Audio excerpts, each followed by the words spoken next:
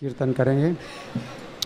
जय राधा माधव जय कुंज बिहारी,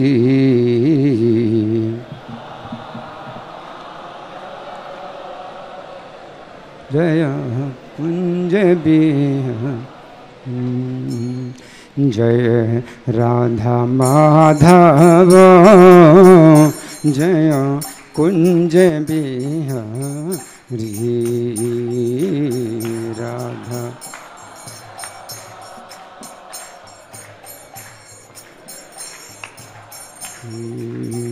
जय गोपी जन वल्लभ जय गिरिवर धारी,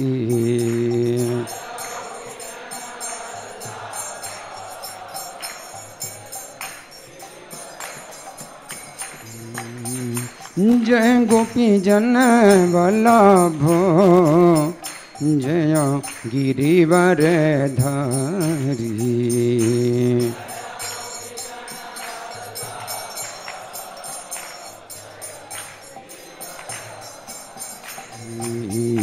जय यशोदानंदन जय ब्रज जन रंजन,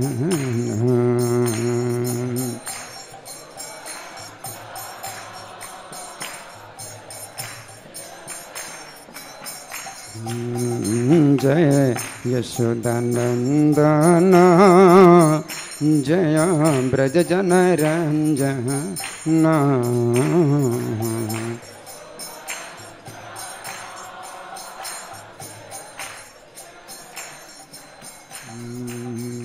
जय यमुना तीर बनचारी जय कुंज बिहारी,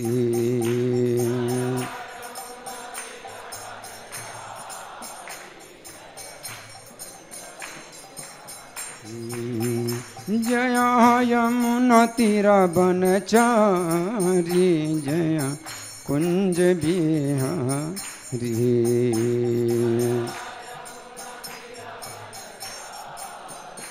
जय हो जय राधा माधव जय कुंज बिहारी,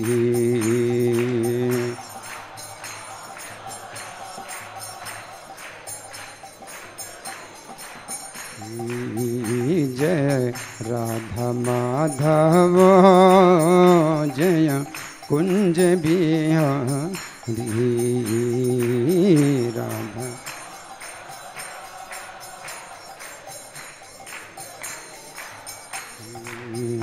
जय गोपी जन वल्लभ जय गिरिवर धारी,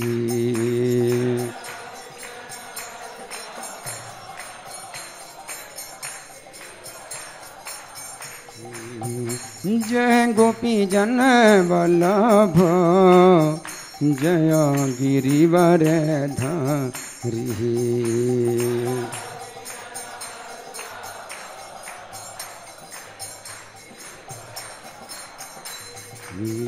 जय यशोदानंदन जय ब्रज जन रंजन, जय हो जय हो, जय यशोदानंदन जय ब्रज जन रंजन,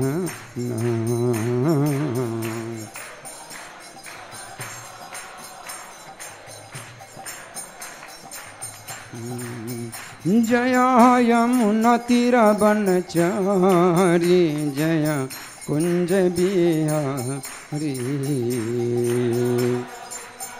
जय हो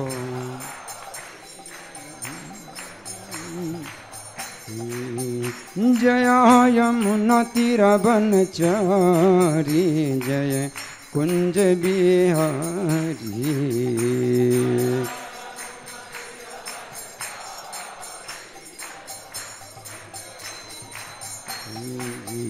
जय राधा माधव जय कुंज बिहारी।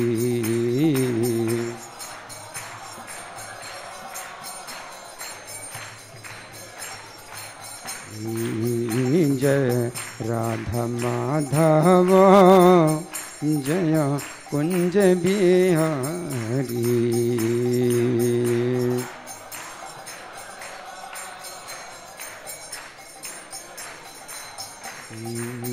निताय गौर हरि बोल हरि बोल हरि बोल हरि बोल।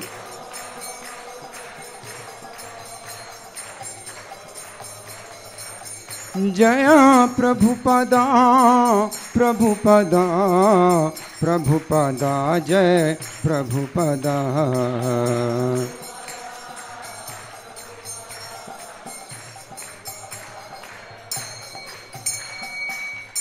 जय ओम विष्णुपाद परमहंस परिव्राजकाचार्य अष्टोत्तर श्री श्रीमद् डिवाइन ग्रेस अभय चरणारविंद भक्ति वेदांत स्वामी श्रील प्रभुपाद की जय।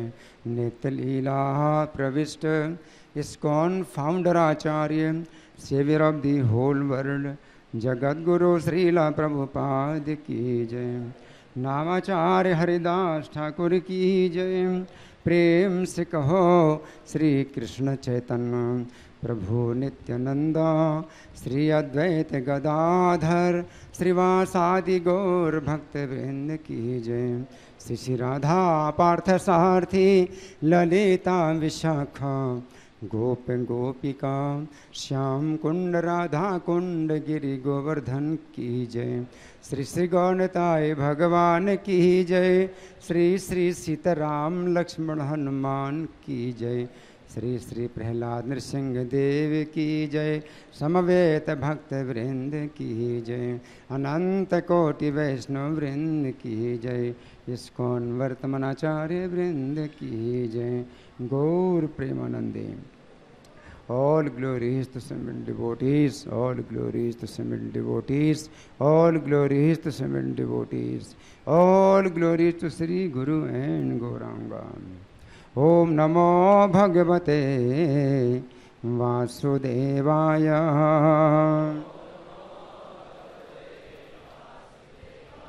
Om Namo Bhagavate Vasudevaya.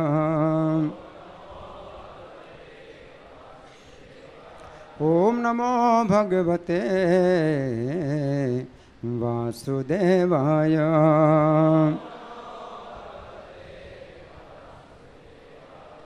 ग्रंथराज Shrimad Bhagavatam चतुर्थ स्कंद अध्याय 12। अध्याय का नाम है ध्रुव महाराज का भगवान के पास जाना और श्लोक संख्या है 33। मेरे पीछे बोलें। इति व्यवस्थितं तस्य व्यवसाय सुरोत्तमो दर्शयामास चतुर्देवी पुरोयानेन गच्छति। इति व्यवसितं तस्य व्यवसाय सुरोत्तमो दर्शयामास चतुर्देवी पुरोयानेन गच्छति। इति व्यवसितं तस्य व्यवसाय सुरोत्तमो दर्शयामास चतुर्देवी पुरोयानेन गच्छति। बोलिए।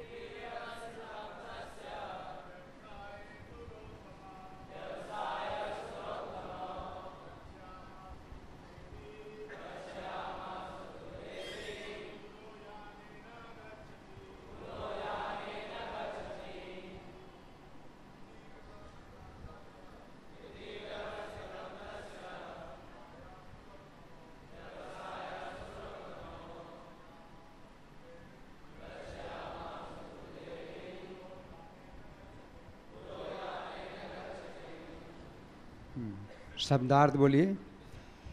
अच्छा, माताओं ने नहीं बोला ना, वैष्णो देवियाँ?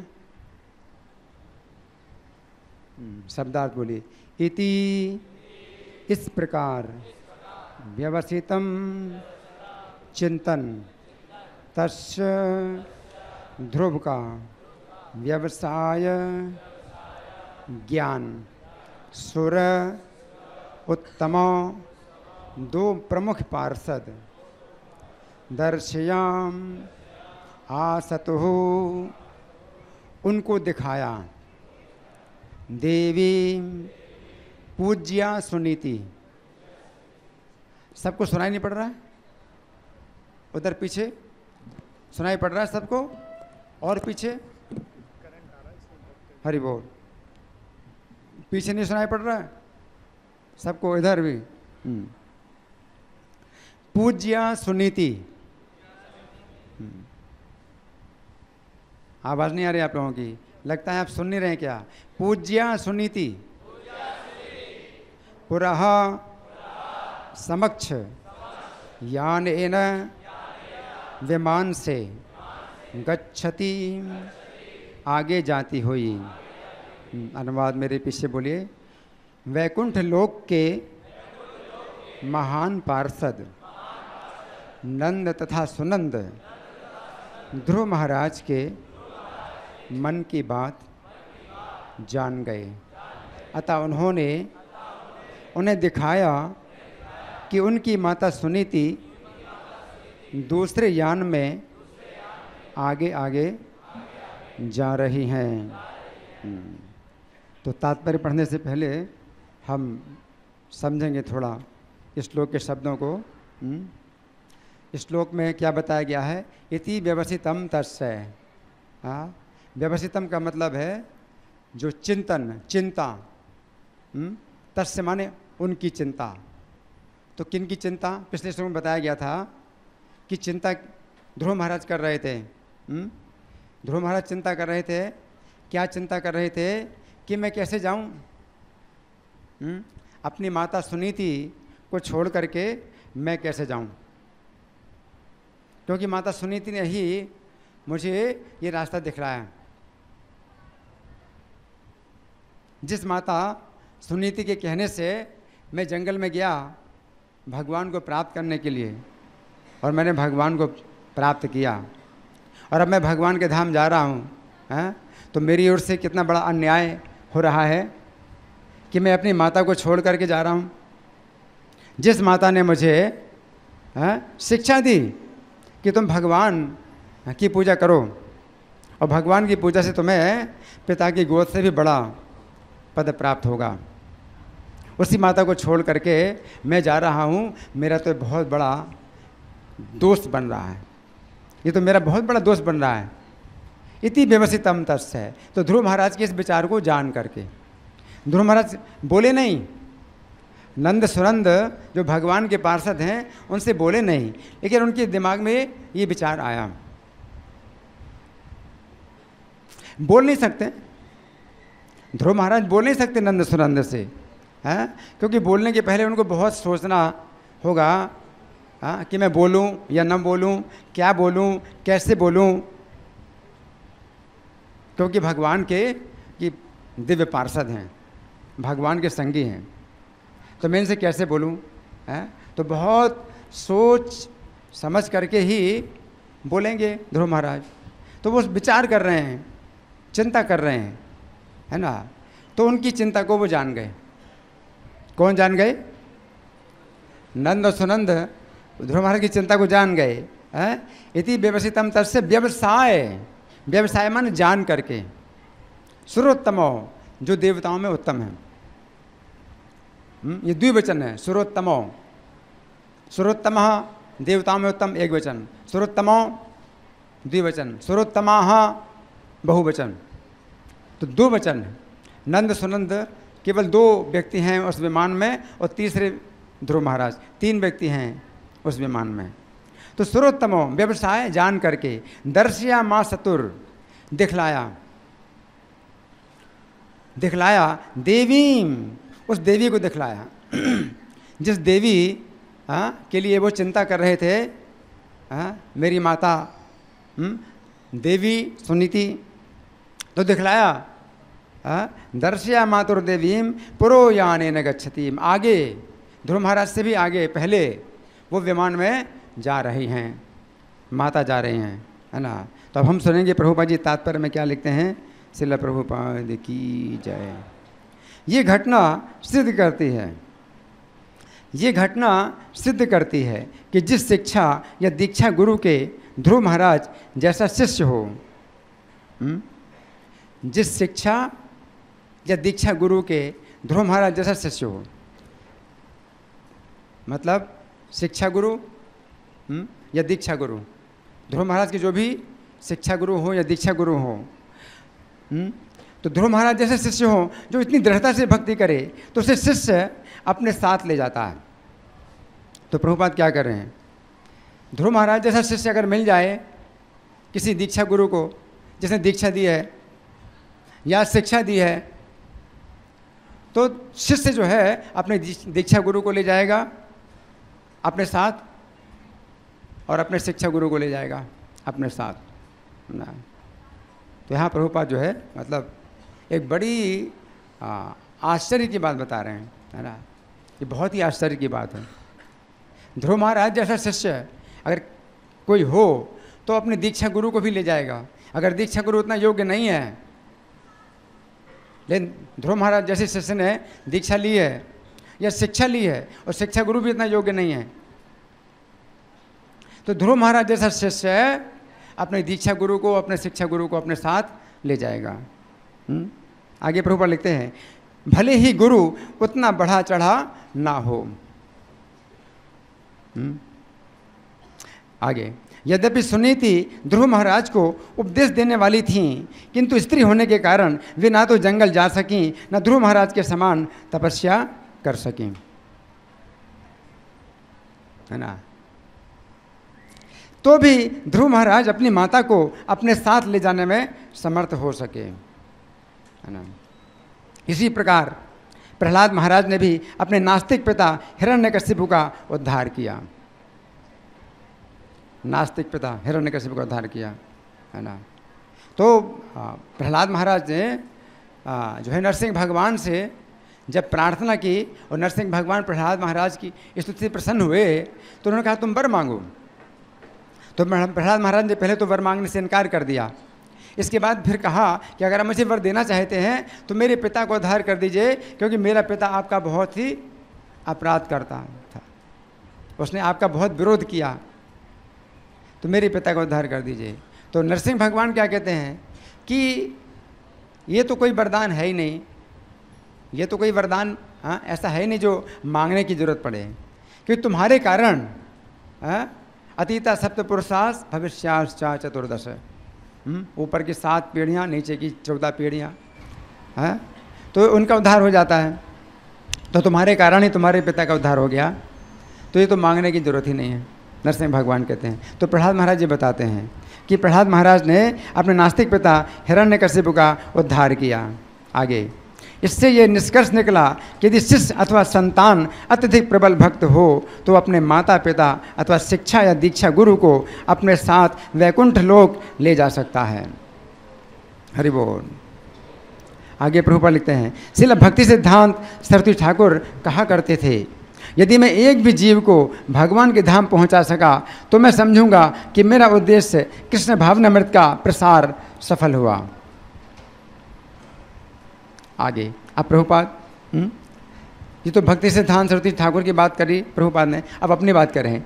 अब कृष्ण भावनामृत आंदोलन विश्व भर में फैल रहा है और कभी कभी मैं सोचता हूँ, प्रभुपाद क्या करें, और कभी कभी मैं सोचता हूँ यद्यपि मैं अनेक मामलों में पंगु हूँ, यद्यपि मैं अनेक मामलों में पंगु हूँ, किंतु यदि मेरा एक भी शिष्य ध्रुव महाराज के समान शक्तिशाली हो जाए तो वो अपने साथ मुझे भी वैकुंठ लोक ले जाने में समर्थ हो सकता है।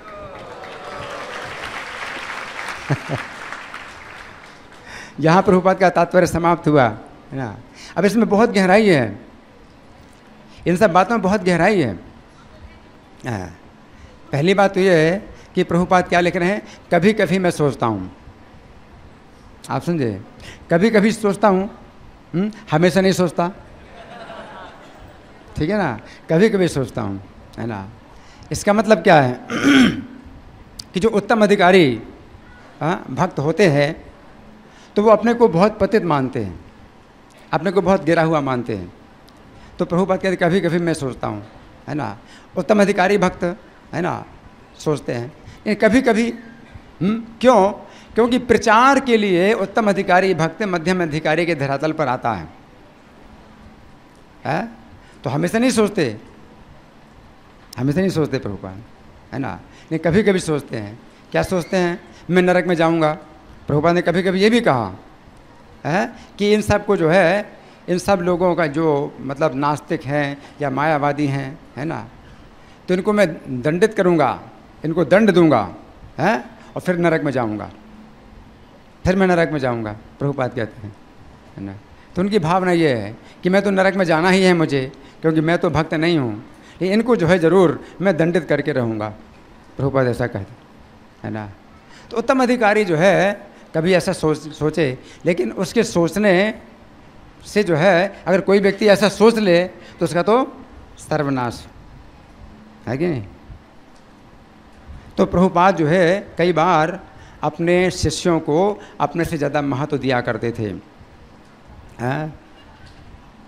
प्रभुपाद ने कभी ऐसा भी कहा कि तुम लोगों को मेरे गुरु महाराज ने भेजा है, और अगर तुम लोग ना होते मेरे साथ तो मैं क्या कर सकता था, है ना। यहाँ प्रभुपाद कहते हैं मैं अपने को पंगु मैं कई मामलों में क्या है, मैं अनेक मामलों में पंगु हूँ। पंगु का मतलब लंगड़ा, जो चल नहीं सकता। मतलब भगवान की कृपा तो मुझे मिल रही है, लेकिन मैं भगवान की कृपा नहीं ले सकता हूँ। ये भाव उत्तम अधिकारी के धरातल पर भक्त का ये भाव होता है कि भगवान की तो इतनी कृपा है, लेकिन मेरा दुर्भाग्य है कि मैं नहीं ले पा रहा हूँ। जैसे चैतन्य महाप्रभु कहते हैं, एतादृशी तव कृपा भगवन ममापि दुर्दैवम, ये मेरा दुर्भाग्य कि मैं नहीं ले रहा हूँ। आप तो अपनी कृपा दे रहे हैं मुझे, और इतनी कृपा दे रहे हैं, लेकिन मेरा दुर्भाग्य कि मैं नहीं ले पा रहा हूँ, क्योंकि मैं पंगु हूँ। जैसे हाथ मैं नहीं बढ़ा सकता या अपना पैर नहीं बढ़ा सकता, मेरा हाथ काम नहीं कर रहा, मेरा पैर काम नहीं कर रहा, आप तो कृपा दे रहे हैं लेकिन मैं कृपा नहीं ले सकता। तो ये भावना है भक्त की। तो भक्ति सिद्धांत सरस्वती ठाकुर भी इसी भाव में रहते थे। तो कभी अपने शिष्यों को अपने से ज़्यादा महत्व देते थे, और इस तरह से भक्ति सिद्धांत सरस्वती ठाकुर के शिष्यों ने भी कभी अपने को ज़्यादा श्रेष्ठ समझ लिया तो वे गिर गए। भक्ति सिद्धांत सरस्वती ठाकुर अपने शिष्यों को अपने से ज़्यादा महत्व देते थे, और कभी कभी कुछ शिष्यों ने ऐसा सोच लिया कि हाँ ऐसा ही है, तो वो उनका तो सर्वनाश हो गया। आप सुन, प्रभुपाद भी कभी कभी ऐसा सोचते हैं, लेकिन हमेशा नहीं सोचते, क्योंकि प्रचार के लिए उत्तम अधिकारी भक्त को भी मध्यम अधिकारी के धरातल पर आना पड़ता है, और मध्यम अधिकारी के धरातल पर ही वो प्रचार कर सकता है। मध्यम अधिकारी के धरातल पर ही वो हर चीज़ को यथारूप देख सकता है।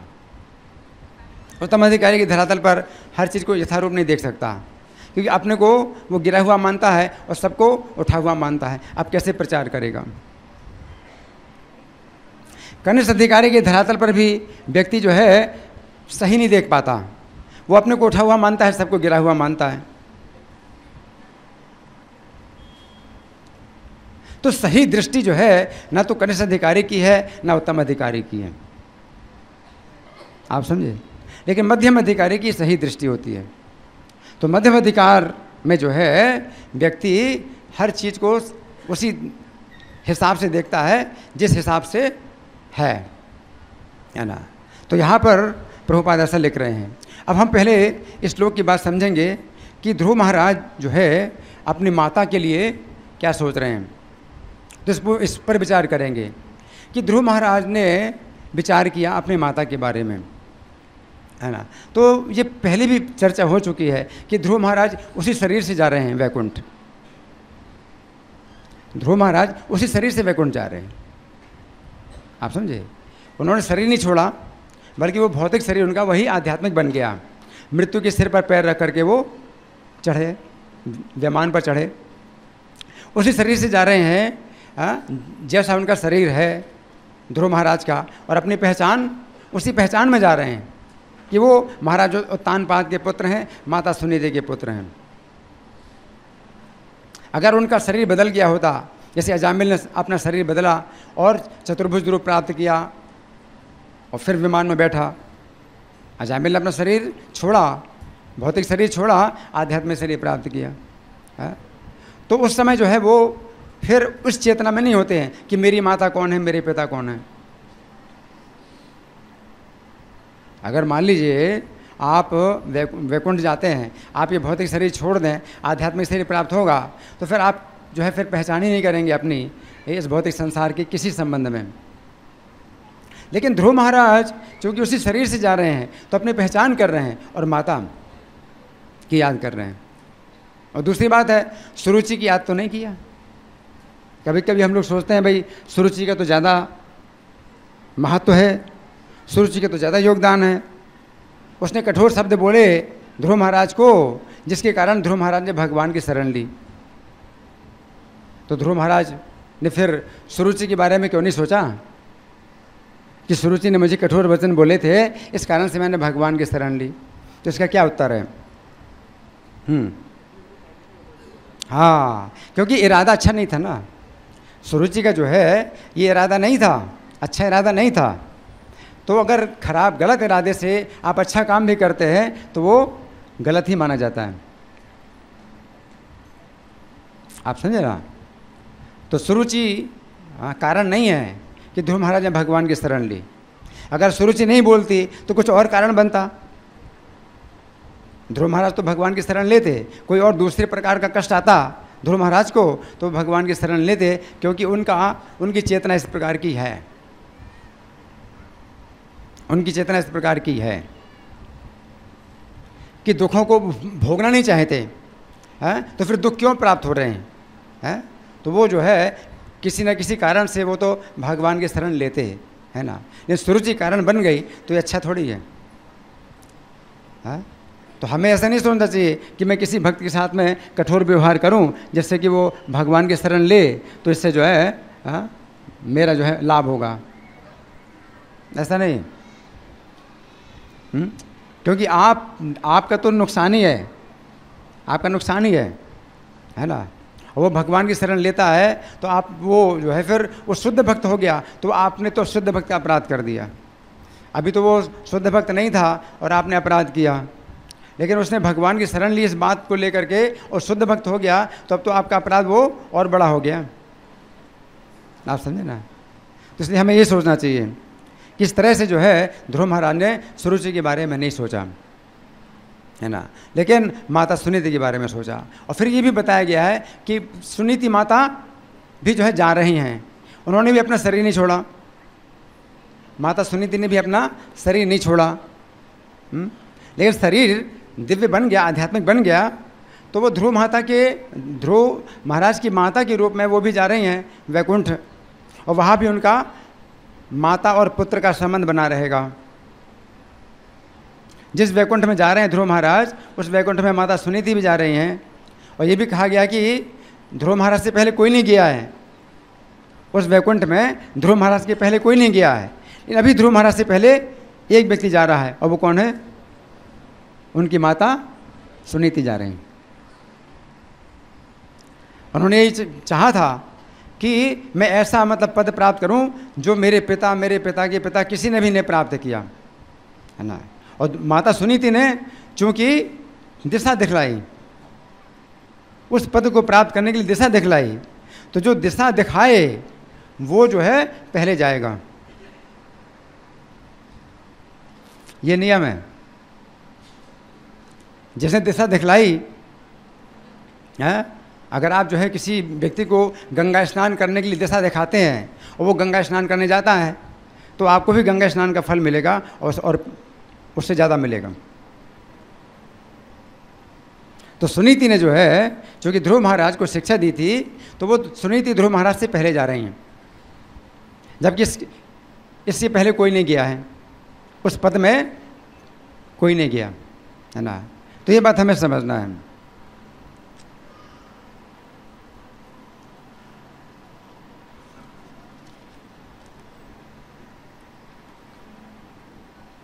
अब यहाँ पर जो है एक बात ये है कि दीक्षा गुरु प्रभुपाद जो बता रहे हैं, तो हालांकि ये बात प्रभुपाद के लिए लागू नहीं होती कि प्रभुपाद ऐसा सोचते हैं कि मैं तो कई मामलों में बहुत गिरा हुआ हूँ, लेकिन मेरे शिष्य में कोई भी अगर वैकुंठ जाए तो मुझे ले जाएगा। तो ये बात प्रभुपाद के लिए लागू नहीं होती। लेकिन फिर भी जो प्रभुपाद बता रहे हैं तो ये भी बात मतलब हो सकती है, कहीं कहीं ऐसी बात भी हो सकती है कि दीक्षा गुरु उतना योग्य ना हो, वैकुंठ जाने के योग्य ना हो, लेकिन उसका जो शिष्य है जिसने दीक्षा प्राप्त की है वो वैकुंठ जाता है और अपने दीक्षा गुरु को ले जाता है। तो ये भी प्रभुपाद ने जो बताया, तो ये भी मतलब कभी ऐसा हो सकता है। इसी प्रकार से शिक्षा भी जो है जिसने दी है, तो शिक्षा प्राप्त की है जिसने, वो अपने शिक्षा गुरु से आगे बढ़ सकता है। और शिक्षा देने वाला वैकुंठ जाने लायक ना हो, लेकिन जिसने शिक्षा प्राप्त की है वो वैकुंठ चला जाए और वो अपने शिक्षा गुरु को भी अपने साथ ले जाए। तो इस पर भी विचार करना चाहिए कि ऐसा भी मतलब होता है, कभी कभी ऐसा भी होता है। तो इन बातों पर भी हमें विचार करना पड़ेगा। लेकिन दूसरी बात ये भी है कि जो शिष्य है जिसने दीक्षा प्राप्त की है या शिक्षा प्राप्त की है, वो अपने को ऐसा नहीं सोचता कि मैं अपने दीक्षा गुरु से आगे बढ़ गया हूँ या अपने शिक्षा गुरु से आगे बढ़ गया हूँ, वो ऐसा नहीं सोचता, है ना। तो वो जो है अपने से ज़्यादा सम्मान, अपने से ज़्यादा महत्व अपने शिक्षा गुरु को, अपने दीक्षा गुरु को देता है। अब देखिए प्रभुपाद तो ये बता रहे हैं कि दीक्षा गुरु तक मतलब हो सकता है कि योग्यता में कम हो, जिसने दीक्षा प्राप्त की है उसकी तुलना में दीक्षा गुरु भी जो है भक्ति में पीछे हो सकता है ना। तो फिर उनका क्या कहना, जिन्होंने दीक्षा पहले प्राप्त की है, दीक्षा में सीनियर हैं, आप समझ रहे, कोई दीक्षा में सीनियर है ना, तो उसका सम्मान ज़्यादा है, दीक्षा गुरु का सम्मान ज़्यादा है। और वो जो है हर दृष्टि से दीक्षा गुरु ज़्यादा सम्मानित है, और जो अपने दीक्षा में ज़्यादा सीनियर है वो सम्मानित हैं, हर दृष्टि से सम्मानित हैं। उनको जो है ज़्यादा श्रेष्ठ माना जाता है। लेकिन साथ साथ कुछ समझने की भी बातें हैं। जो मान्यता है वो है अपनी जगह पर, वो मान्यता है कि जो दीक्षा गुरु हैं या शिक्षा गुरु हैं अपने से श्रेष्ठ हैं, तो ये मानने वाली बात है। लेकिन फिर भी कुछ बात और भी होती है जो समझने की होती है, आप समझ रहे हैं। तो समझने की बात होती है, जैसे भगवान कृष्ण हैं, तो उग्रसेन का सम्मान करते हैं। उग्रसेन को उन्होंने राजा भी बना दिया, मथुरा का राजा बना दिया, कंस को मार करके मथुरा का राजा बना दिया, और उनकी सेवा में भगवान कृष्ण रहते हैं। और उग्रसेन जो है हर प्रकार से मतलब भगवान से बड़े हैं, सम्मानित हैं, समाज की दृष्टि में, अवस्था की दृष्टि में, पद की दृष्टि में, हर प्रकार से सम्मानित हैं। कृष्ण उनका सम्मान करते हैं। लेकिन महाराज उग्रसेन ऐसा नहीं सोचते, इसके अलावा वो कुछ और भी बातें समझते हैं कि कृष्ण कौन है। उग्रसेन महाराज जो है कृष्ण की पूजा नहीं करते, कृष्ण के पैर नहीं छूते, लेकिन वे जानते हैं कि ये कौन है, और वे अपना सम्मान नहीं मानते। तो ऐसे में जो भक्त होते हैं, जो सीनियर हैं या दीक्षा गुरु हैं, शिक्षा गुरु हैं, वो सम्मानित होते हैं, लेकिन साथ साथ कुछ और बातें भी समझते हैं, है ना। और वो क्या समझते हैं कि ये जो मेरा शिष्य है, या मेरा शिष्य है या मुझसे जूनियर है, ये मुझसे ज़्यादा योग्य है, तो वो उसका सम्मान करते हैं। तो इस प्रकार से एक दूसरे का सम्मान किया जाता है। और कभी कभी वो वैसे सम्मान नहीं करते, समाज की दृष्टि में वो सम्मान नहीं करते कि पैर छुएं या स्तुति प्रार्थना करें, ऐसा नहीं हो सकता। लेकिन मन के अंदर उनकी जो है ये भावना रहती है कि ये मुझसे श्रेष्ठ है, ये मुझे ले जाएगा वैकुंठ, ये मेरा उद्धार कर देगा, है ना। तो ये चीज़ समझना चाहिए। तो कोई भी व्यक्ति जो है, जो जूनियर है, अपने से जो बड़े हैं, वरिष्ठ हैं, सीनियर हैं, तो अपनों को वो घोषित नहीं करता कभी कि मैं ज़्यादा श्रेष्ठ हूँ। अगर वो श्रेष्ठ भी है तो भी वो घोषित नहीं करता, और अगर घोषित करता है तो वो जो है उसका एक दोष बन जाता है, दोष बन जाता है। जैसे कि वल्लभाचार्य ने श्रीमद् भागवती टीका लिखी, तो वो टीका जो है बड़ी सरस है, बड़ी भक्ति रस से भरी हुई है वो टीका, और मतलब कुछ बड़ी विशेष है, सुबोधनी टीका उन्होंने लिखी। लेकिन जब उन्होंने कहा कि श्रीधर स्वामी से मेरी टीका ज़्यादा श्रेष्ठ है, तो चैतन्य महाप्रभु ने बिल्कुल इनकार कर दिया सुनने से, बिल्कुल इनकार कर दिया सुनने से। श्रीधर स्वामी जो है बहुत पहले हुए हैं, बहुत सीनियर हैं, है ना।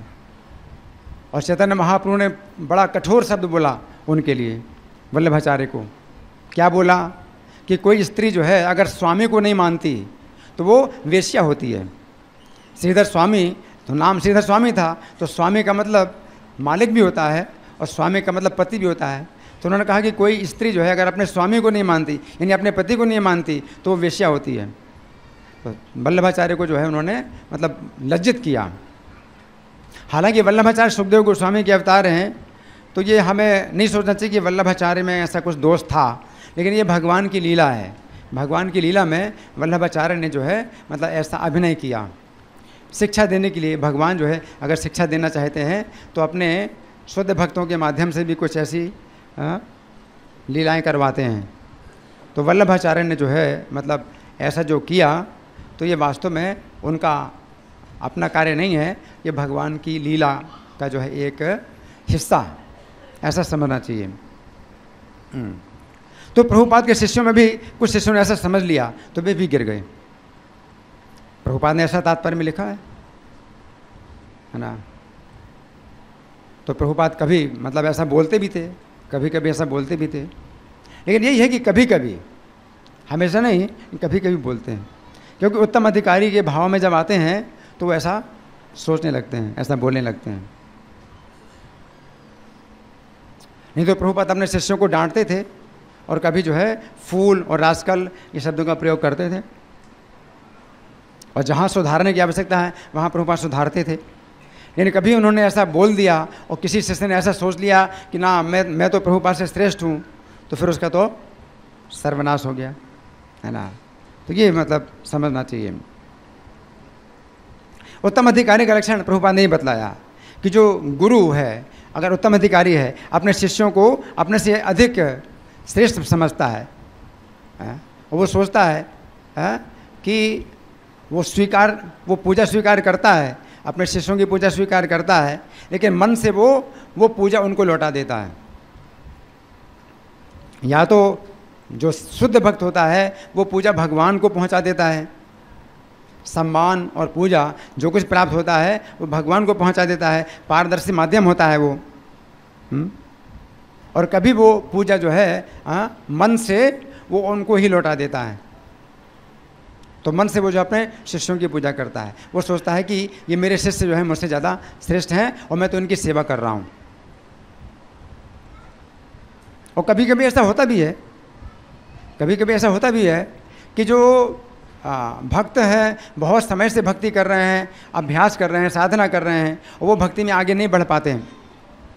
और कोई जो भक्त है वो थोड़ी भक्ति करता है और भक्ति में आगे बढ़ जाता है, तो वो जूनियर है, वो भक्ति में आगे बढ़ गया, और जो सीनियर है वो बहुत समय से भक्ति कर रहा है तो भी भक्ति में आगे नहीं बढ़ पाया। इसका क्या कारण है? इसका क्या कारण है? कई जन्मों की साधना। किसी व्यक्ति की कई जन्मों की साधना होती है तो थोड़ी सी भक्ति से वो जो है बहुत आगे बढ़ जाता है भक्ति में। जैसे मान लीजिए कि गीली लकड़ी है, मैं गीली लकड़ी की तरह हूँ, है? तो गीली लकड़ी में जितना भी आग लगाओ वो आग नहीं लगती है और धुआं धुआं होता है, और जहाँ पेट्रोल हो तो थोड़ी सी चिंगारी पड़े तो एकदम भभक उठती, आग बढ़ जाती है। तो कोई कोई जो व्यक्ति है वो पेट्रोल की तरह होता है, लेकिन उनको भी कुछ चिंगारी देने की आवश्यकता पड़ती है। तो दीक्षा गुरु या शिक्षा गुरु जो दीक्षा देते हैं, शिक्षा देते हैं, वो चिंगारी की तरह होती हैं। आप समझ रहे? तो उनको भी चिंगारी की आवश्यकता है। पेट्रोल में भी आग लगने के लिए चिंगारी की आवश्यकता है, नहीं तो आग कैसे लगेगी? तो उसका भी महत्व है, चिंगारी का भी महत्व है कि चिंगारी किसने दी। जो गीली लकड़ी है वो जल नहीं पा रही है, लेकिन वो चिंगारी दे सकती पेट्रोल को, और पेट्रोल बहुत आगे बढ़ जाए, बहुत आग बढ़ जाएगी। आप समझ रहे हैं? तो ये भी हो सकता है। जैसे नरोत्तम दास ठाकुर थे। नरोत्तम दास ठाकुर जो है लोकनाथ गोस्वामी से दीक्षा लेना चाहते हैं। नरोत्तम दास ठाकुर लोकनाथ गोस्वामी से दीक्षा लेना चाहते हैं। लोकनाथ गोस्वामी कहते हैं नरोत्तम दास ठाकुर से कि तुमको तो जो है बचपन में ही चैतन्य महाप्रभु का प्रेम प्राप्त हो चुका है। पद्मा नदी के तट पर चैतन्य महाप्रभु नित्यानंद प्रभु का जितना भी प्रेम था वो नदी में सुरक्षित था, और नरोत्तम दास ठाकुर को वो प्रेम प्राप्त हो गया। तो लोकनाथ गोस्वामी कहते हैं कि तुम तो बहुत आगे बढ़े हुए हो, तुम्हें तो साक्षात चैतन्य महाप्रभु नित्यानंद प्रभु का प्रेम प्राप्त हो गया है ना? तो तुम मुझसे दीक्षा क्यों लेना चाहते हो? हाँ, मैं तो इतना योग्य नहीं हूँ। तो नरोत्तम दास ठाकुर क्या कहते हैं कि जो भी हो, मुझे प्रेम प्राप्त हो गया, लेकिन मुझे फिर भी गाइडेंस चाहिए, मुझे आपका दिशा निर्देशन चाहिए, मुझे आपका मार्गदर्शन चाहिए। आपके मार्गदर्शन के बिना मैं कुछ नहीं कर पाऊंगा। तो ये भावना रहती है। लोकनाथ गोस्वामी नरोत्तम दास ठाकुर के गुरु बने, लेकिन नरोत्तम दास ठाकुर को अपने से ज़्यादा श्रेष्ठ मानते थे। लेकिन नरोत्तम दास ठाकुर ने हमेशा लोकनाथ गोस्वामी को ही अपने से ज़्यादा श्रेष्ठ माना। हालांकि सभी मंजरियाँ हैं, है ना? लेकिन तो भी भाव इस प्रकार का है ना? तो ये जो है मतलब भावना रहती है। जैसे जीव गोस्वामी, तो जीव गोस्वामी से श्यामानंद प्रभु भक्ति ग्रंथों की शिक्षा प्राप्त कर रहे थे। तो एक प्रकार से जीव गोस्वामी श्यामानंद प्रभु के शिक्षा गुरु हैं, लेकिन श्यामानंद प्रभु को फिर राधा रानी की प्रत्यक्ष कृपा प्राप्त हुई। उनको नूपुर का नया चिन्ह तिलक के रूप में प्राप्त हुआ है, और उनका शरीर जो है श्याम रंग से एकदम उज्जवल तप्त सोने जैसा हो गया है। और उनको जो है राधा रानी ने अपने हृदय से श्याम सुंदर का अर्चा विग्रह भी प्रदान किया है, और श्यामानंद नाम भी ललिता जी ने उनको दिया। तो जीव गोस्वामी जो है को जब बताते हैं श्यामानंद प्रभु, है ना, तो जीव गोस्वामी ने क्या माना कि मेरा जीवन सफल हो गया। तुम जैसा भक्त मुझे जो मिला है शिष्य के रूप में, इससे मैं कृतकृत्य हो गया। और फिर नृत्य करते हैं, जीव गोस्वामी नृत्य करते हैं। उन्होंने ये नहीं सोचा कि मुझसे जो है ये सीख रहा है और मुझसे आगे बढ़ गया है? तो उनको ये ईर्ष्या नहीं हुई है कि मेरा ही शिष्य होकर के और जो है मुझसे आगे क्यों बढ़ गया। और फिर उल्टी उल्टी बातें बोलते कि बातें बनाता है, पाखंड करता है, ये है वो है, ऐसा नहीं।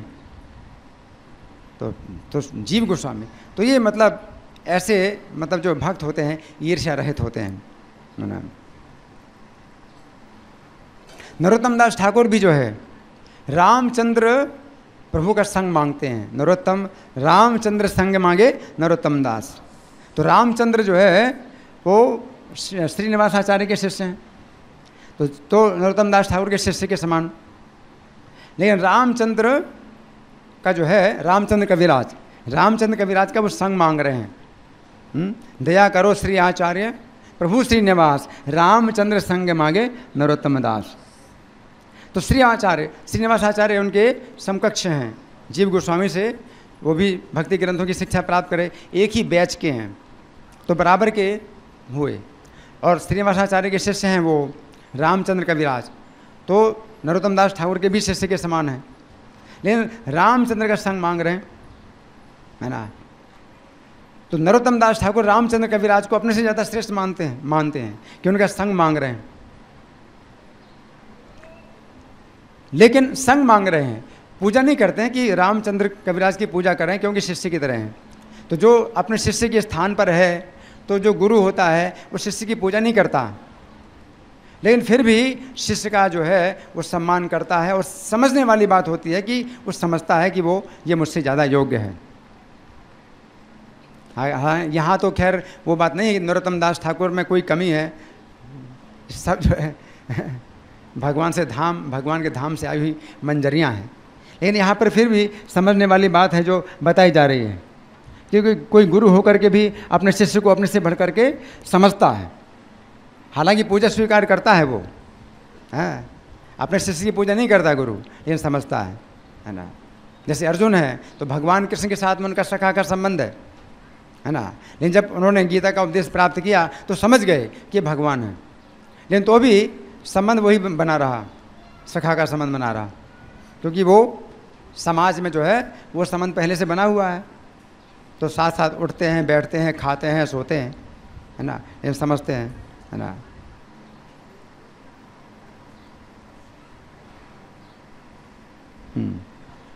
लेकिन कभी कभी ऐसा होता है कि जो गुरु हो या बड़ा गुरु भाई हो, वरिष्ठ गुरु भाई हो, तो वो अपने शिष्य से या अपने जूनियर गुरु भाई से ईर्ष्या करने लगते हैं।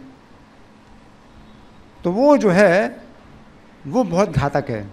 जैसे रामचंद्रपुरी, तो रामचंद्रपुरी जो है चैतन्य महाप्रभु से ईर्ष्या करते हैं। चैतन्य महाप्रभु तो स्वयं भगवान है और भक्त लोग जो है उनके संग में बहुत आनंद प्राप्त करते हैं। तो रामचंद्रपुरी को जो है मतलब ईर्ष्या होती है कि मुझसे जूनियर होकर के इसका जो है इतना प्रभाव है, मेरा संग तो कोई नहीं करता है और इसका संग सब लोग करते हैं। तो चैतन्य महाप्रभु से ईर्ष्या करते थे, है ना। लेकिन चैतन्य महाप्रभु ने विरोध नहीं किया। आप सुन रहे हैं, चैतन्य महाप्रभु ने रामचंद्रपुरी का विरोध नहीं किया, लेकिन साथ साथ संग भी नहीं करते थे। रामचंद्रपुरी का संग भी नहीं करते थे कि उनके पास जाएं, है ना, और उनसे कुछ बातचीत करें, चर्चा करें भगवान की, ऐसा नहीं है। दूर रख करके दूरी से जो है कुछ सम्मान करना। अगर कोई ऐसा भक्त होता है जो अपने से ज़्यादा सीनियर हो लेकिन उसके अंदर ईर्ष्या है और वो कठोर व्यवहार करता है, ईर्ष्या के कारण ही कठोर व्यवहार करता है, तो अपना कर्तव्य प्रभुपाद यही बताते हैं कि अगर ऐसे कनिष्ठ अधिकारी होते हैं जो दीक्षा के कारण ही केवल अपने को श्रेष्ठ मानते हैं और कोई दूसरा विचार नहीं करते कि कुछ दूसरे भी गुण हो सकते हैं कि दीक्षा के कारण मैं श्रेष्ठ हूँ, लेकिन वो उसके अंदर कुछ और गुण हुआ ऐसे हो सकते हैं जो मेरे अंदर नहीं है, और उन गुणों पर विचार ना करके केवल दीक्षा के कारण ही अपने को श्रेष्ठ मानते हैं, है ना। तो ऐसे भक्तों से जो है थोड़ा दूरी बना करके रखना चाहिए, ये बताया गया, क्योंकि वो भी असत संग है। क्योंकि वे जो है केवल किसी के गुणों से ईर्ष्या करते हुए ही जो है कठोरता का व्यवहार करते हैं, तो वो क्या होता है, असत्संग, है ना। तो उनका संग नहीं करना, लेकिन दूरी बना के रखना, है ना। जैसे अर्जुन को भगवान कृष्ण कह रहे हैं भीष्म द्रोण से युद्ध करने के लिए आज्ञा दे रहे हैं। अर्जुन कह रहे हैं मैं कैसे भीष्म द्रोण के साथ बाणों से युद्ध करूंगा, ये तो मेरे गुरु हैं, है ना। लेकिन भगवान मतलब जब कहते हैं कि तुम युद्ध करो, तो प्रभुपाद उसमें तात्पर्य में क्या लिखते हैं कि भीष्म द्रोण चूंकि अन्याय का पक्ष ले रहे हैं, इसलिए वे अब सम्मान के योग्य नहीं रहे, सम्मान प्राप्त करने का अधिकार उनका चला गया। हालांकि द्रोण और भीष्म अन्याय के पक्ष में है, लेकिन वो अपनी इच्छा से नहीं है, और वो जानते हैं कि वे अन्याय के पक्ष में है, और वे अपनी कमजोरी जानते हैं, अपनी मजबूरी जानते हैं, और पांडवों के लिए ही जो है उनकी भावना है, सद्भावना है कि पांडवों की रक्षा हो, पांडवों की विजय हो। लेकिन फिर भी एक शिक्षा की दृष्टि से जो है प्रभुपाद लिख रहे हैं कि शिक्षा की दृष्टि से जो है मतलब क्या है कि अगर कोई अपना से मतलब बड़ा भी हो और गुरु के स्थान में भी हो, ये अन्याय का पक्ष ले रहा है, तो फिर वो सम्मान का अधिकार नहीं रहता, है ना। तो भगवान अर्जुन से कहते हैं कि तुम बाणों के द्वारा युद्ध करो, तो कभी कभी मतलब युद्ध भी करना पड़ सकता है ना, ऐसा भी होता है ना। और श्री राम भी जो है इसी प्रकार से जो है परशुराम जी के साथ में कठोर व्यवहार करते हैं। परशुराम जी ने जब चुनौती दी तो ब्राह्मण होने के नाते श्री राम अपने को क्षत्रिय मान रहे हैं और श्री राम जो है परशुराम जी का सम्मान कर रहे हैं। लेकिन जब ये चुनौती देते हैं तो फिर श्री राम कहते हैं कि ब्राह्मण होने के नाते मैं आपका सम्मान कर रहा हूँ, लेकिन ये मत समझिए कि मैं डर करके आपका सम्मान कर रहा हूँ। अगर आप युद्ध के लिए ललकार रहे हैं तो मैं युद्ध के लिए तैयार हूँ। और परशुराम जी ने फिर उनको एक धनुष दिया कि तुम इसको चढ़ाओ, अगर तुम इसको चढ़ा लोगे तो फिर मैं तुमसे युद्ध करूँगा। तो श्री राम जो है उस धनुष को लेते नहीं हैं, छीन लेते हैं। एक तो लेना होता है, आपने दिया तो आप कोई चीज़ लेते हैं और मैं लेता हूँ, लेकिन छीन लेते हैं, गुस्सा दिखा कर छीन लेते हैं, है ना। और फिर उस धनुष को चढ़ाते हैं और फिर कहते हैं आप ब्राह्मण हैं, इस कारण से मैं आपके शरीर पर आपका प्राणांत तक प्रहार नहीं करूँगा, इस बाण का आपके शरीर पर प्रहार नहीं करूँगा, आप ब्राह्मण हैं, लेकिन फिर भी दंड दूंगा, फिर भी मैं आपको कुछ दंड दूंगा। और 2 प्रकार के दंड में से कौन सा आप चाहते हैं वो आप चुनाव करिए। एक दंड तो ये है कि मैं आपके आकाश में उड़ने की शक्ति समाप्त कर दूं, इस बाण को मार करके आपकी आकाश गमन की शक्ति को मैं नष्ट कर दूंगा, आप आकाश में नहीं जा पाएंगे, आप ज़मीन में ही पैदल चलना पड़ेगा, आकाश मार्ग से आप नहीं चल पाएंगे। एक तो ये दंड है।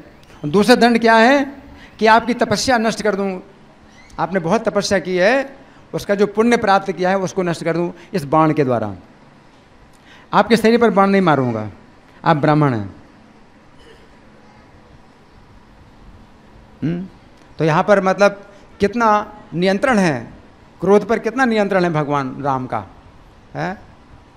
जितना क्रोध करना चाहिए उतना ही क्रोध कर रहे हैं, बड़ा नियंत्रित क्रोध है। कहते हैं आपके शरीर पर मैं इस बाण को नहीं चलाऊंगा, आप ब्राह्मण हैं।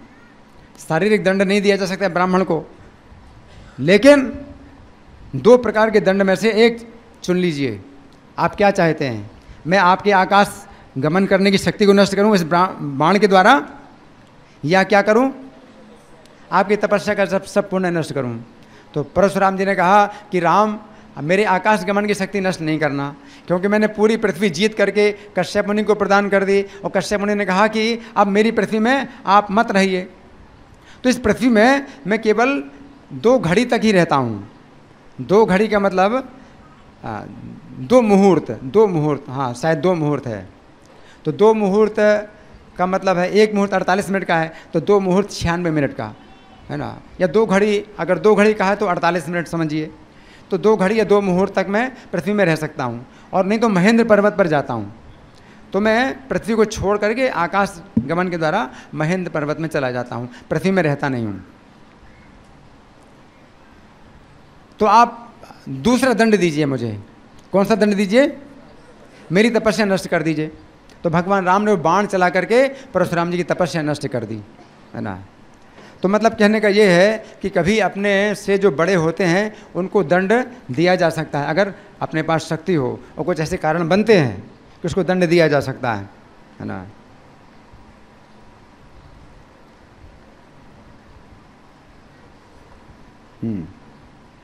और दूसरी बात ये भी है कि जब भक्तों का समाज होता है तो कई बार भक्त लोग जो है मतलब सीनियर जूनियर का विचार नहीं करते हैं, सब एक दूसरे का पैर पकड़ते हैं। जैसे कल मैं चैतन्य भागवत पढ़ रहा था, तो चैतन्य भागवत में वो वर्णन आया कि जब चैतन्य और नित्यानंद दोनों साथ साथ नृत्य कर रहे हैं, कीर्तन में नृत्य कर रहे हैं दोनों साथ साथ, तो भक्त लोग जो है इतने प्रसन्न हो रहे थे, इतने आनंदित हो रहे थे, एक दूसरे का पैर पकड़ रहे थे एक दूसरे, और जिसको जिसका पैर मिल जाए वो वही उसका पैर पकड़ता था, है ना। सब एक दूसरे का पैर पकड़ते हैं, है ना। तो इसमें कुछ मतलब विचार ही नहीं, मतलब सब एक दूसरे से बढ़ करके हैं। हर कोई जो है अपने से बड़ा दूसरे को मानता है, तो ऐसा भी होता है। लेकिन साथ साथ कभी ऐसा भी होता है कि जो बड़े लोग होते हैं तो वो जो है अपने से जो समाज में निम्न स्थान पर हैं, तो उनको वो जो है उनके गुणों को नहीं मतलब समझ पाते। जैसे कि माता यशोदा, तो माता यशोदा कृष्ण को अपना पुत्र समझती हैं और पुत्र से ज़्यादा कुछ नहीं समझती माता यशोदा। तो इसमें ये नहीं समझना चाहिए कि माता यशोदा का ये दोष है, अपने पुत्र की जो है गुणों को नहीं समझती। नहीं, ये तो भगवान की योग माया है। ये भगवान की योग माया है कि माता यशोदा के ज्ञान को इस प्रकार से ढका हुआ है कि माता यशोदा कृष्ण को अपने पुत्र से ज़्यादा समझती नहीं, क्योंकि कृष्ण चाहते हैं वात्सल्य प्रेम। तो वात्सल्य प्रेम तभी उनको यशोदा से मिल सकता है जब यशोदा के ज्ञान में जो है ये भाव ही ना हो कि कृष्ण भगवान हैं, कृष्ण ईश्वर हैं, है ना। ब्रजवासी सखा हैं तो कृष्ण को जो है अपने सखा से ज़्यादा नहीं समझते हैं। अब कृष्ण कहाँ ये बालक, गोप बालक, लेकिन वे अपने मित्र से ज़्यादा कृष्ण को कुछ भी नहीं समझते हैं।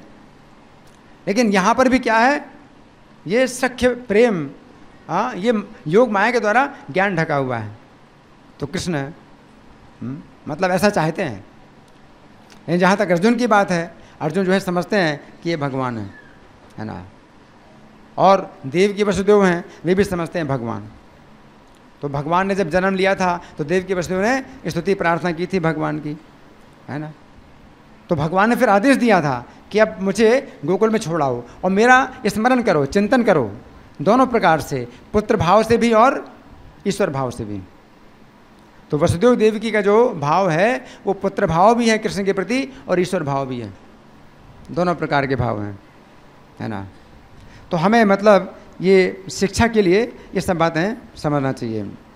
जैसे भक्ति विनोद ठाकुर तो अपने पुत्र भक्ति सिद्धांत सरस्वती ठाकुर को अपने से ज़्यादा श्रेष्ठ समझते थे। भक्ति विनोद ठाकुर भी जो है अपने पुत्र और भक्ति सिद्धांत सरस्वती ठाकुर को अपने से ज़्यादा श्रेष्ठ समझते थे। उन्होंने प्रार्थना की थी, जगन्नाथ भगवान से प्रार्थना की थी कि मुझे ऐसा पुत्र दीजिए जो चैतन्य महाप्रभु संदेश को आगे बढ़ा सके। तो भक्ति विनोद ठाकुर ने जो है चैतन्य महाप्रभु संदेश को सुरक्षित रखा था, लेकिन वे क्या चाहते हैं कि एक ऐसा पुत्र मुझे मिले जो संदेश को और आगे बढ़ाए। जो मैं नहीं कर पाया वो काम मेरा पुत्र करे। तो भक्ति विनोद ठाकुर की ऐसी भावना थी भक्ति सिद्धांत सरस्वती ठाकुर के प्रति, है ना। लेकिन भक्ति सिद्धांत सरस्वती ठाकुर ने कभी भी ऐसा नहीं सोचा भक्ति विनोद ठाकुर के लिए कि मैं उनसे ज़्यादा श्रेष्ठ हूँ, है ना। इसी प्रकार से भक्ति सिद्धांत ठाकुर भी प्रभुपाद को अपने से ज़्यादा श्रेष्ठ समझते थे और वे चाहते थे या वे जानते भी थे, उनको कुछ ऐसा आभास हो गया था कि ये जो लड़का है ये पूरे संसार में आंदोलन फैलाएगा। तो भक्ति सिद्धांत सरस्वती ठाकुर ये जानते थे या ये चाहते थे कि जो काम मैं नहीं कर पाया वो काम ये करेगा, है ना। लेकिन प्रभुपाद ने कभी नहीं सोचा ऐसा। उन्होंने यही सोचा कि अपने मेरे गुरु की कृपा से ही, मैं अपने गुरु की कृपा से ही ये सब काम कर पाया हूँ। तो इस प्रकार की भावना होती है। जो गुरु होते हैं अपने शिष्य को समझते हैं कि मुझसे ज़्यादा श्रेष्ठ है, मुझसे ज़्यादा योग्य है। ऐसा होता भी है कि पिता भी सोचता है कि मेरा जो पुत्र है अभी तो छोटा सा बच्चा है, मैं खिला पिला रहा हूँ, आगे चल कर के मुझसे भी ज़्यादा बड़ा बनेगा और मुझसे भी ज़्यादा काम करेगा, मुझसे ज़्यादा शक्तिशाली होगा। और कभी पुत्र ऐसा भी हो जाता है कि पिता से ज़्यादा शक्तिशाली होता है, ज़्यादा बलवान होता है, या ज़्यादा योग्य होता है, ज़्यादा बुद्धिमान होता है, ज़्यादा काम करता है, तो इसमें पिता की ओर खुशी होती है, पिता का द्वेष नहीं होता, है ना। तो इस तरह से जो है भक्ति सिद्धांत सरस्वती ठाकुर जब प्रभुपाद मिलते थे तो प्रभुपाद बोलते थे दासोस्मि।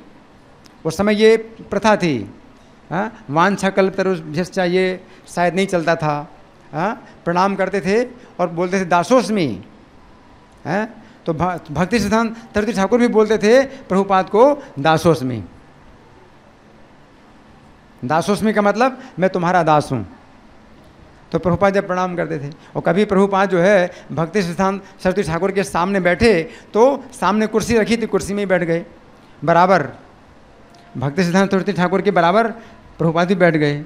उनको मतलब पता नहीं था शिष्टाचार क्या है। तो जो प्रभुपाद के गुरु भाई थे तो उनको तो बहुत बुरा लगा। तो जब प्रभुपाद भक्ति सिद्धांत सरस्वती ठाकुर से मिलकर के जब बाहर निकले तो वो जो है आपस में बात कर रहे थे, प्रभुपाद को सुना करके बोल रहे थे कि मूर्ख लोग जो है क्या क्या नहीं कर सकते, उनको इतना साहस होता है कि क्या क्या नहीं कर सकते। तो प्रभुपाद समझ गए कि मैंने गलती की है और आगे से कभी भी भक्ति सिद्धांत सरस्वती ठाकुर के बराबर नहीं बैठे। लेकिन भक्ति सिद्धांत सरस्वती ठाकुर ने कुछ भी नहीं मतलब बुरा माना कि मेरा शिष्य होकर के मेरे बराबर कुर्सी पर कैसे बैठा है, क्योंकि वो जानते थे, है ना। तो ये सब बातें हैं जिनको कि हमें समझना चाहिए। जैसे माता देव होती है, कपिल देव के लिए पुत्र भाव ईश्वर भाव दोनों हैं, पुत्र भाव में भी है ईश्वर भाव में भी है, उनको जो है प्रेम करती हैं, है ना। तो पुत्र भाव में वो कपिल भगवान की स्तुति प्रार्थना नहीं कर सकती, कभी ईश्वर भाव में वो कपिल भगवान की स्तुति प्रार्थना भी करती हैं, है ना। तो कभी कभी जो है अपने ऊंचे पद का लोग गलत फ़ायदा उठाते हैं कि मैं जो है मतलब सीनियर हूँ या मैं गुरु हूँ, हैं, तो जो है अपने जूनियर के ऊपर वो कुछ अन्याय करते हैं। जैसे कि माता कैकेयी ने श्री राम के साथ क्या किया, अन्याय किया, है ना। तो श्री राम ने माता कैकेयी का विरोध तो नहीं किया, लेकिन पीठ पीछे निंदा करते थे। आप समझ रहे हैं, श्री राम भी जो है वन में सीता लक्ष्मण के साथ जब बातें करते हैं तो वाल्मीकि रामायण में लिखा है कि कैकेयी की निंदा करते थे। आप समझ रहे, तो ऐसा नहीं है कि निंदा नहीं करना चाहिए। श्री राम निंदा करते थे कैकेयी की कि वो इतनी दुष्ट है, अभी हम लोगों को तो वन में उसने भेज दिया है और अभी पता नहीं हमारी माता कौशल्या को भी वो जहर दे सकती है। भगवान राम ऐसी चर्चा करते थे कैकेयी के बारे में, है ना। तो ऐसा नहीं है कि निंदा नहीं करना चाहिए, लेकिन हाँ सबके सामने भगवान राम ने शिष्टाचार का पालन किया, तो कैकेयी की निंदा नहीं की और सम्मान किया कैकेयी का। जैसे रामचंद्रपुरी भी जो है, जो चैतन्य महाप्रभु के साथ में वो बहुत कठोर व्यवहार किया और उसके कारण भगवान चैतन्य ने जो है फिर प्रसाद आधा खाना शुरू कर दिया। चैतन्य महाप्रभु को इतनी कठोर बातें बोली कि ये सन्यासी होकर के इतना मिठाई खाता है, जबकि चींटियाँ किसी भी स्थान में हो सकती हैं। तो चींटियों को देख करके उसने निष्कर्ष निकाल लिया कि ये ज़्यादा मिठाई खाते हैं, सन्यासी होकर के इतना मिठाई खाता है ना। तो चैतन्य महाप्रभु ने उसकी बात को सुन करके और अपने प्रसाद की मात्रा आधी कर दी। उस समय रामचंद्रपुरी के लिए जितने चैतन्य महाप्रभु संगी थे पीठ पीछे निंदा करते थे, इस पापी ने हमारे प्राण ले लिए। आप समझ रहे, रामचंद्रपुरी जो है हालांकि चैतन्य महाप्रभु के गुरु के समान था, तो सामने तो विरोध नहीं किया किसी ने, चैतन्य महाप्रभु ने भी विरोध नहीं किया, लेकिन पीठ पीछे क्या बोलते थे चैतन्य महाप्रभु के भक्त, इस पापी ने हमारे प्राण ले लिए। आप समझ रहे ना, चैतन्य महाप्रभु भी सम्मान करते थे रामचंद्रपुरी का, लेकिन चैतन्य चरिता में लिखा है कि कभी कभी उसको भी जो है वो तिनके के समान भी नहीं समझते थे। रामचंद्रपुरी का संग तो कभी नहीं किया, हालांकि वो सीनियर है, कोई गुरु के समान है, लेकिन अगर वो ईर्ष्या के कारण ही जो है अन्याय कर रहा है, कठोर व्यवहार कर रहा है, तो चैतन्य महाप्रभु संग नहीं करते थे रामचंद्रपुरी का। और अगर आ जाए सामने तो सम्मान करते थे, और वो तो मजबूरी है कि सम्मान करना है ना। लेकिन ऐसा नहीं कि समझे नहीं कि मतलब असली बात क्या है, सच्चाई को भी जो है समझना पड़ेगा, है ना। तो ये सब बातें हैं जिन पर कि हमें विचार करना चाहिए। तो अब आप लोगों की ओर से कोई प्रश्न है या कोई चर्चा? हाँ जी, आप 1 2 3 अच्छा 4, अच्छा पहले आप बोलिए। हैंड माइक तो नहीं है, जोर से बोलो।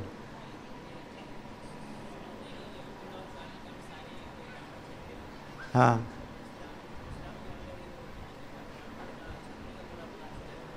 इनका प्रश्न है कि कोई गुण कर्म के अनुसार ही ब्राह्मण क्षत्रिय वैश्य बनता है, तो परशुराम जी जो है ब्राह्मण थे लेकिन क्षत्रिय का स्वभाव ले चुके थे, नहीं फिर भी वे जो है ब्राह्मण के रूप में तपस्या करते थे और बहुत तपस्वी थे। परशुराम जी बहुत तपस्वी थे, तो उनका जो है ब्राह्मण के रूप में भी सम्मान था। हालांकि क्षत्रिय का स्वभाव भी था उनके अंदर, लेकिन फिर वो जो है उन्होंने जो हत्या की थी, तो अपने पिता की आज्ञा के अनुसार फिर उन्होंने उसके लिए विशेष प्रायश्चित किया, क्योंकि उनके पिता ने कहा कि हम लोग ब्राह्मण हैं, तुमने तो क्षत्रिय का कार्य किया, ये अच्छा नहीं, ये आपका दोष बना। तो उस दोष को शांत किया परशुराम जी ने। ठीक है ना, आपका प्रश्न। हाँ,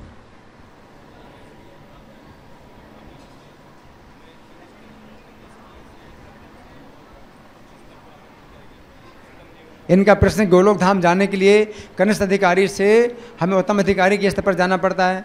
हाँ, ये तो जरूरी है, उत्तम अधिकारी के धरातल पर जाना पड़ता है ना। लेकिन साथ साथ ये है कि मध्यम अधिकारी का जो धरातल है ये प्रचार के लिए बहुत आवश्यक होता है। तो कोई तो मध्यम अधिकारी के धरातल पर ही होता है और कोई उत्तम अधिकारी मध्यम अधिकारी के धरातल पर उतर आते हैं, तो वो अलग बात है। वो धाम में जाएंगे, वो तो उत्तम अधिकारी हैं, प्रचार के लिए मध्यम अधिकारी के धरातल पर आए हैं। तो ये तो मतलब भगवान की सेवा और भगवान का आदेश है, उस कारण से। आप समझे? अच्छा, और हाँ, पहले आप बोलिए।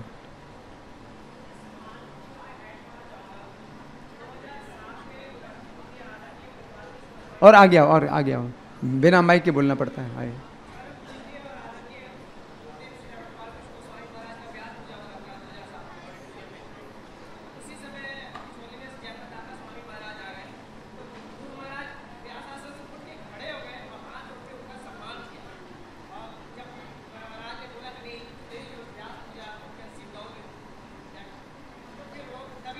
हाँ, शिष्टाचार है कि अपने बड़े गुरु भाई हैं, सीनियर गुरु भाई हैं, जय पताका महाराज।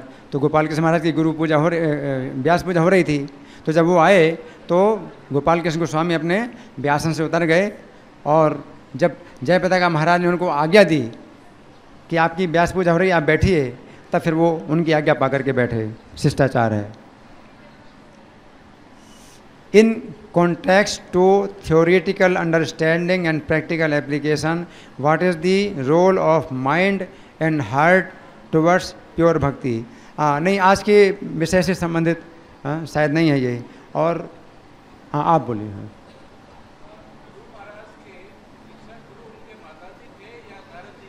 इनका प्रश्न है कि ध्रुव महाराज के गुरु नारद जी हैं या उनकी माता जी। माता जी है शिक्षा गुरु और नारद जी हैं दीक्षा गुरु। नारद जी दीक्षा गुरु और शिक्षा गुरु दोनों हैं, लेकिन माता शिक्षा गुरु हैं। शिक्षा गुरु और कई भी हो सकते हैं, ठीक है ना। और आपका, हाँ, जोर से बोलो, जोर से।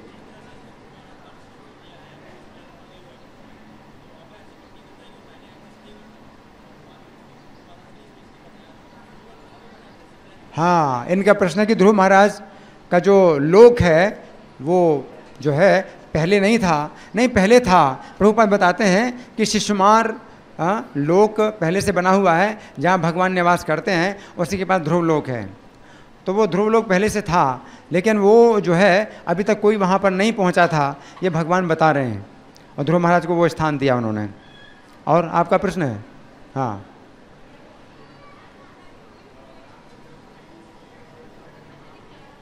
जोर से बोलो।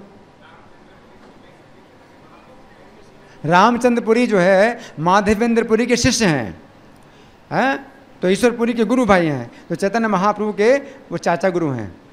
ठीक है। अच्छा, प्रद्युम्न प्रिया प्रभु कुछ बोलना चाहते हैं?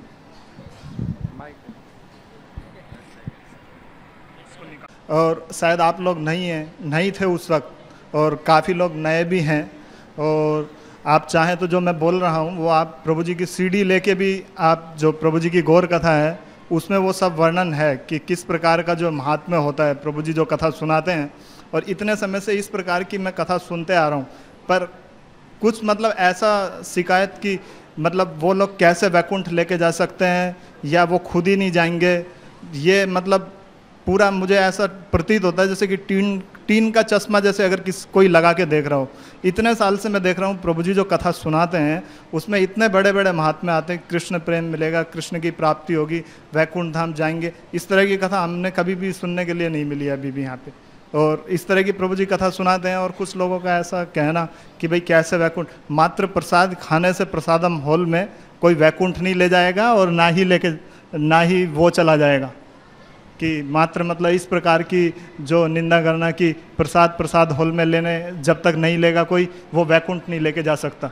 इतनी सारी कथाएं, जब भगवान की, इसमें क्या दिक्कत है? अगर भगवान के बारे में बोला है, कथा के बारे में कि तब कथामृतम, कि जो ये कथाएं हैं वो तप्त जीवनम, मतलब जीवों के जो ताप को हरने वाली है। और प्रभुपाद जी ने भी अपने लेक्चर में अभी कुछ ही समय पहले ऐसा बताया था कि जो भी जो है कथा सुनाता है, मात्र दोहराने से भी, भगवान ने जो कहा है उसको ही केवल दोहराने से सुनने वाला भी वैकुंठ जाता है, मुक्त होता है, और सुनाने वाला भी मुक्त होता है। तो मैं इतना समय से मैं प्रभु जी को देख रहा हूँ कि इतना धैर्य है प्रभु जी में कि मात्र मतलब कभी कभी मौका होता है क्लास का, तो इतने सारे लोग क्लास देने, पर प्रभु जी अपना सब कुछ गुण ना समझ के केवल मात्र किताब पढ़ के सुना देते हैं। इससे भी हमें पता लगता है कि प्रभुपाद जी कह रहे हैं कि मात्र सुनाने मात्र से भी मतलब वैकुंठ जा सकते हैं, और सुनने वाले भी सभी वैकुंठ जाएंगे अगर वही चीज़ जो सुनाई जा रही है। और मैंने देखा कि भागवत के कथा जो प्रभु जी ने किया था फरवरी में, सिर्फ केवल प्रभुपाद जी के तात्पर्य और अनुवाद, उन्होंने अपना कुछ बोला ही नहीं, सिर्फ 2% कुछ बताया होगा, और इतने सुंदर तरीके से प्रभु जी ने पेश किया, और सभी लोगों ने उसको माना कि ऐसा कथा जो है हमने पहली बार सुना है। केवल प्रभुपाद जी के तात्पर्य को करके भी कोई भागवत सप्ताह दे सकता है। और मैं इसीलिए बोल रहा हूँ, सॉरी प्रभु जी, मैं बहुत ज़्यादा व्यथित हूँ इस विषय में कि मात्र प्रसाद हॉल में प्रसाद खाने से कोई वैकुंठ नहीं ले जाएगा। ये बहुत गलत मतलब व्यवहार है इस तरह की बात में। और मैंने प्रभु जी से सुना है, इतने साल से मैं सुन रहा हूँ, आप भी देख सकते हैं प्रभु जी की सीडी लेके कि प्रभु जी ने इतनी सारी कथाएं सुनाई हैं। बड़े होने से ही कुछ वो नहीं हो जाता है। ऐसे एक दुआ भी है कि मतलब फल लागे अति दूर। प्रभु जी की जो भी कथा सुनाते हैं प्रभु जी, उसमें फल होते हैं और बड़े बड़े फल होते हैं। आप सीडी लेके सुन सकते हैं। हरे कृष्णा। इनकी बात शायद आप लोग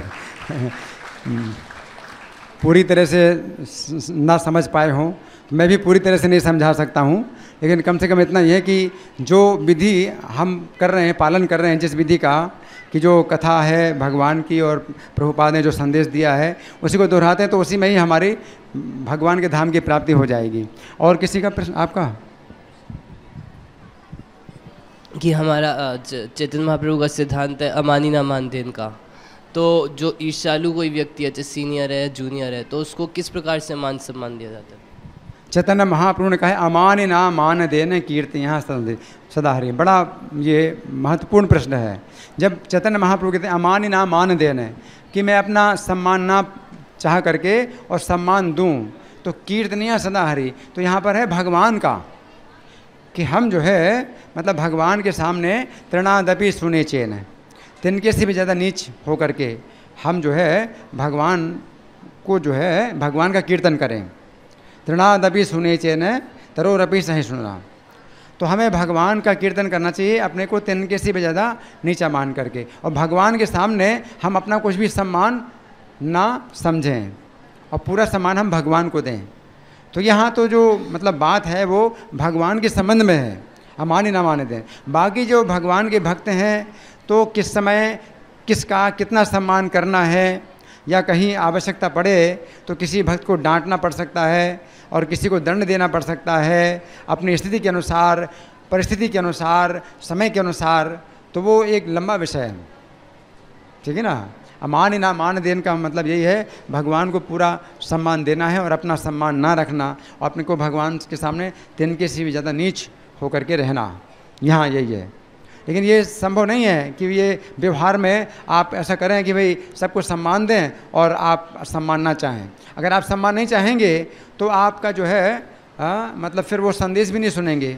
जैसे चैतन्य महाप्रभु ने सम्मान पाने के ही लिए संन्यास लिया, क्योंकि चैतन्य महाप्रभु का लोग सम्मान नहीं करते थे तो उनका जो है उनका बड़ा नुकसान हो रहा था। तो चैतन्य महाप्रभु सोचा कि अगर मैं संन्यास ले लूँ तो ये लोग मेरा सम्मान करेंगे तो अपराध से मुक्त हो जाएंगे। कम से कम सन्यासी के रूप में भी अगर मेरा सम्मान करें तो भी जो है इनका लाभ होगा। संन्यास लिया चैतन्य महाप्रभु ने, तो सन्यासी के रूप में ही जो है उनकी शिक्षाओं को जिन्होंने स्वीकार किया तो उनका उद्धार हुआ। तो इसलिए जो है मतलब सम्मान की आवश्यकता है, क्योंकि हम अगर मेरा सम्मान अगर नष्ट हो रहा है तो फिर जो है प्रचार में बड़ी बाधा पड़ेगी। आप सुन रहे हैं, जैसे गीता में भगवान कहते भी हैं कि जब आप उनके पास जाओगे और प्रणाम करोगे और उनसे प्रश्न करोगे, उनकी सेवा करोगे, तभी तुम्हें उपदेश देंगे ज्ञान का। अगर आप जो है उनके सामने ऐसे अकल करके खड़े हो जाओ, मुझे बताइए भगवान का क्या संदेश है, मैं देखना चाहता हूँ आपके पास कितनी अकल है, तो क्या वो संदेश देगा भगवान का? वो नहीं देगा, है ना। तो ये तो जो है सम्मान जो है वो भगवान को देते हैं और भगवान का संदेश आपको देते हैं। आपसे सम्मान लेकर के भगवान तक पहुंचाते हैं और भगवान का संदेश लेकर के आप तक पहुंचाते हैं। तो पारदर्शी माध्यम होते हैं सम्मान के। संदेश आपको देते हैं और सम्मान आपसे लेते हैं, और संदेश लेते हैं भगवान से, आपको देते हैं। पारदर्शी माध्यम है, कुछ चेंज नहीं, कुछ परिवर्तन नहीं, और सम्मान आपसे लेते हैं और भगवान तक पहुंचाते हैं। पारदर्शी माध्यम, कुछ भी उसमें अपने पास नहीं रखते सम्मान। तो सम्मान की आवश्यकता है, सम्मान आपको देना पड़ेगा, पूजा आपको देनी पड़ेगी, है ना। तो ये आवश्यक है ये। ठीक है, धन्यवाद। ग्रंथराज श्रीमद् भागवतम की जय, जगत गुरु शिला प्रभुपाद की जय, श्री श्री राधा पार्थ सारथी ललिता विशाखा गौरताय सीताराम लक्ष्मण हनुमान श्री प्रहलाद सिंह देव की जय हो। हरि बोल। आप किसी को कुछ कोई प्रश्न करना है तो पास में आकर कर सकते हैं, क्लास समाप्त हो गया है। जिनको कुछ बोलना है पूछना है पास में आके बोल